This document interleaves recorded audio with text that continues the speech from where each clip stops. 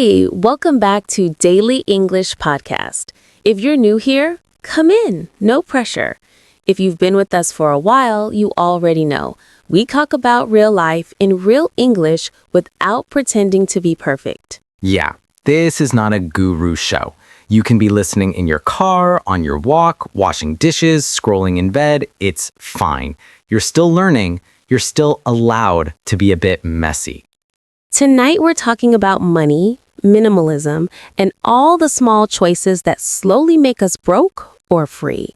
Not theory, not complicated finance, just questions like, why do we keep buying stuff? What is enough? Do brands, sales, and online shopping control us more than we think? And while we talk, you'll pick up real English too. Words like savings, debt, value, pressure, status, but naturally inside our conversation. No list, no quiz, just how people actually speak. All right, before we go into any big ideas, let me start with something small. A tiny, painful moment. I had this moment last week. I opened my closet and just stood there like, okay, I don't even wear half of this. Then I checked my bank app and thought, okay, but I definitely paid for all of this. Yeah, that's the quiet horror. You're not being robbed. You're just voluntarily donating money to your future dust collection. Shoes you don't wear, gadgets you don't use, random stuff still in the box, subscriptions you forgot. And then end of the month, why am I always broke? And the funny part is that most people think they're alone in that. Like, everyone else is smart with money, only I'm stupid. No, half the planet has the same cart, same package, same it was on sale, same regret. Exactly. So tonight, let's stop pretending to be perfect. Let's talk like normal humans who have Amazon, Shopee, Lazada, TikTok Shop, Instagram ads attacking us at 1 a.m. We're not your guru finance gurus. We're not here to judge you. We get tempted too. If you're listening to practice English and also trying to get your life slightly together, you're in the right place. You'll hear how real people talk about money, not textbook robots. We're going to disagree, push each other, and in the middle of that, you'll pick up real words like savings, debt, value, pressure, status inside real situations, not grammar tables. So here's what we're circling around tonight. What is enough? Not in a spiritual Instagram quote way. In real life. Wallet, wardrobe, phone, house, brands, shopping. What's enough? What's too much? Where are we lying to ourselves? And we'll do it through 4 questions. We're not reading them like YouTube chapter titles. We'll just let them grow naturally from the conversation.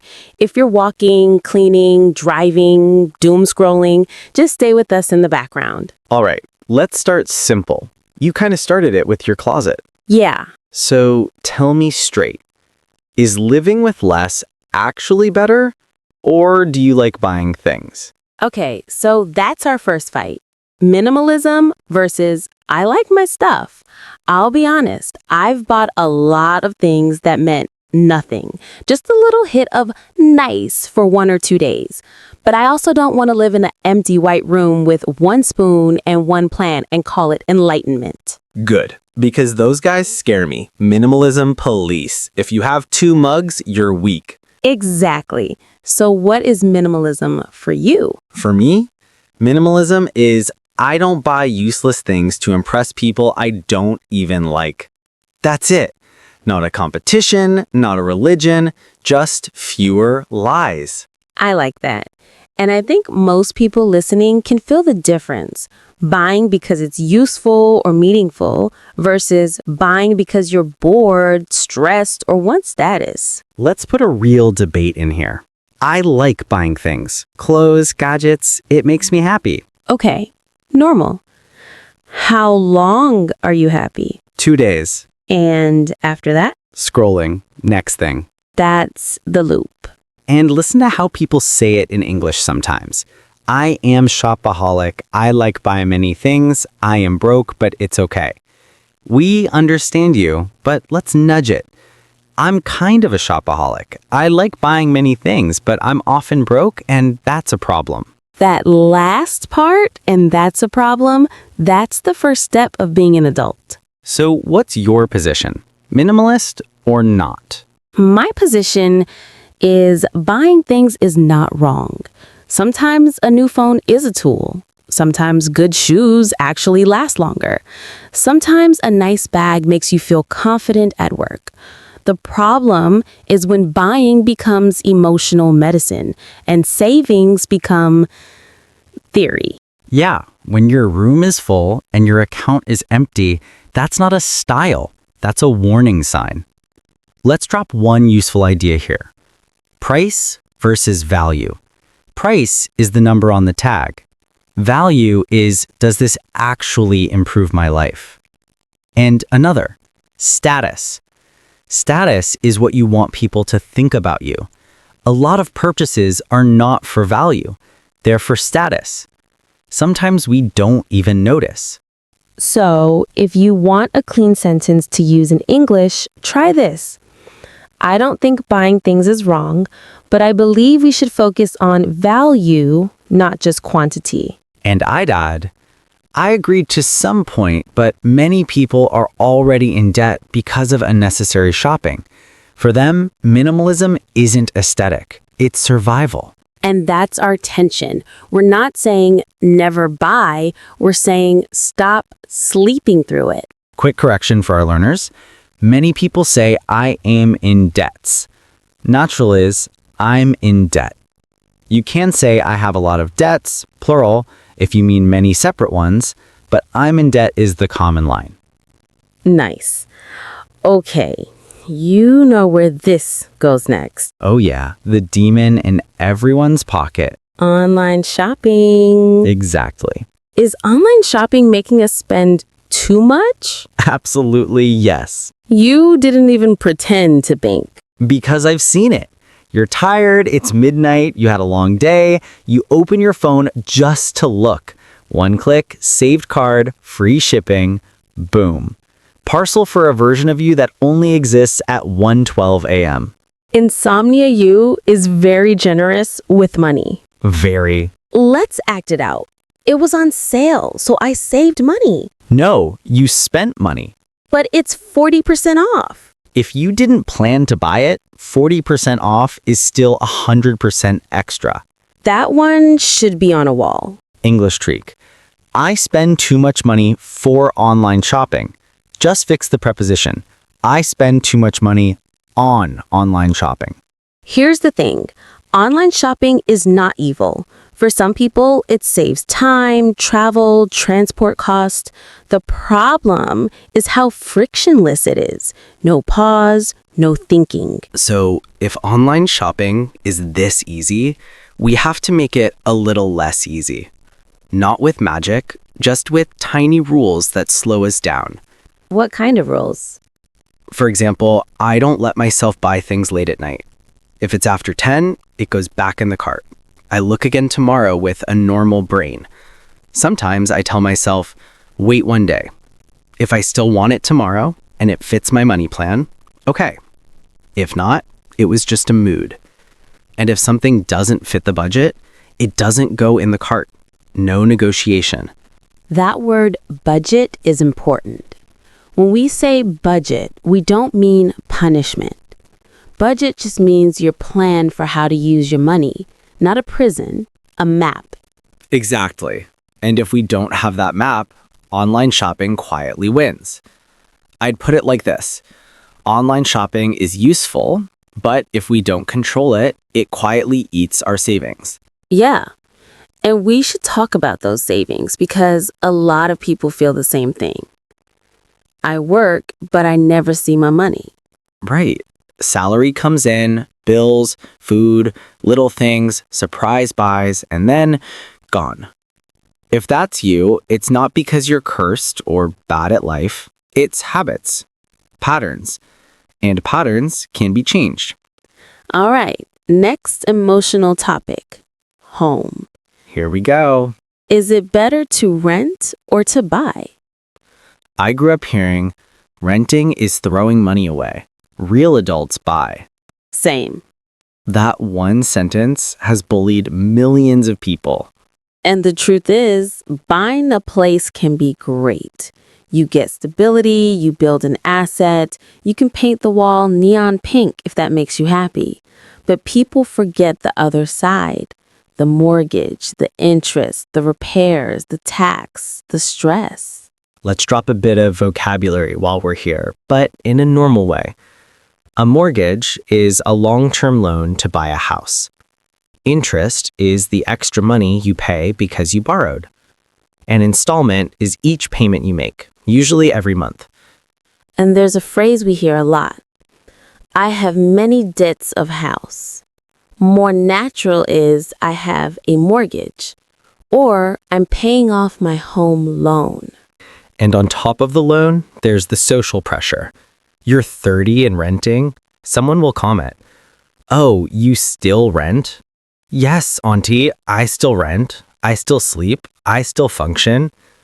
So instead of turning it into shame, let's turn it into an actual discussion. I think buying a home can be a good long-term investment and can make people feel more stable. I understand that. But if the mortgage is too big, it can create constant stress and limit your choices. For some people, renting is smarter and more flexible. That's it. Nobody died. Nobody got called a failure. We're not saying always rent or always buy. We're saying don't buy only for status and don't rent only because you're scared of commitment. Look at your numbers. Look at your life. Be honest. And if the loan means no savings, no emergency money, no breathing, that's not a dream house. That's stressed with walls. Okay, one more topic. Brands. Here we go. Do we need brand name products to be happy? No, but I'll be honest, I like some of them. Same. Sometimes a brand means better quality, better material, something that lasts longer. Sometimes you're paying for durability or good service. That can make sense. And sometimes you're paying 80% for the logo and 20% for the actual product. Exactly. We all know someone with special sneakers they never wear, headphones they don't use, designer bag and zero savings. Or the classic. I bought this because it's very high quality. Nice. When do you use it? I'm waiting for a special day. So every normal day in your life is not special enough for the thing you spent your rent on? Exactly. Let's fix the sentence we hear a lot. If I don't have brand things, I am cheap person. Try this. If I don't have brand name things, it doesn't mean I have less value. That word again. Value. Your value is not your phone model, not your shoes, not your watch. So here's a grown-up line you can use. I like some brand name products, but I don't need them to feel important. That's the sweet spot. So we've gone through minimalism, online shopping, renting and buying, brands. Before we say goodbye, let's clean up a few real-world sentences people carry around. Yeah, let's keep it practical. This is how people actually say it and how we can say it a bit cleaner without turning this into a grammar exam. I am in debt. Better, I'm in debt. I spend too much money for clothes. Better, I spend too much money on clothes. I buy it because it was sale, so I save money. Better, I bought it because it was on sale, but honestly, I didn't really need it. I'm bad with money. I am stupid. That one really hurts. Try, I haven't managed my money well, but I can learn to do better. That's not fake positive. That's just not abusive. I must buy house. Renting is wasting money. Try, I'd like to buy a house one day, but right now, renting fits my situation better. If I don't have this brand, people look down on me. Try, some people care about brands. I'd rather care about my actual life. You see the pattern? We're not lying. We're just talking like someone who has a brain and a bit of self-respect. All right, quick vocabulary check before we let you go. Savings. Money you keep, not spend. Even if it's small, it counts. Debt. Money you owe. Some debt is planned. Too much becomes heavy pressure. Value. The real benefit you get, not just the logo or the price. Pressure. The push you feel from family, friends, ads, trends. Buy this, own that. Status. How important or successful you look to others. Often very expensive. Budget. A simple plan for your money so it doesn't disappear mysteriously every month. Mortgage. The home loan that can be helpful or too heavy, depending on the size. If you can explain these in your own words in English, you're already doing more than a lot of people who just swipe and hope. Let's throw a few lines out there. If you're alone, say them out loud. If you're not, just try them quietly. I like nice things, but I don't want to be controlled by them. I spend too much on random shopping. I'm going to slow it down. I'm in debt, but I'm not hopeless. I can make a plan. Renting is not a failure. It's a choice that fits my situation right now. I don't need brand names to have value. Before I buy, I'll ask, do I really need this, or am I just trying to feel better for 5 minutes? That's enough. Not dramatic, just cleaner thoughts. So if you're still here with us, maybe after this episode, don't open a shopping app. Open your notes instead. Write one thing down. One subscription to cancel. One habit to change. One money decision you finally want to look at. You don't have to be extreme. You don't have to be perfect. Just a little more awake than yesterday. And if you're listening to improve your English at the same time, remember, this is not a waste of time. You're training your ear, your vocabulary, and your self-control together. That's a good deal. Real value. Thanks for staying with us. If this felt real for you, share it with the one friend who always says, I don't know where my money goes. Talk about it. Disagree a bit. Use the new words. Catch each other when you say, it was on sale, so I saved money. You know what's coming. Every word you speak builds your future. Keep speaking, keep growing.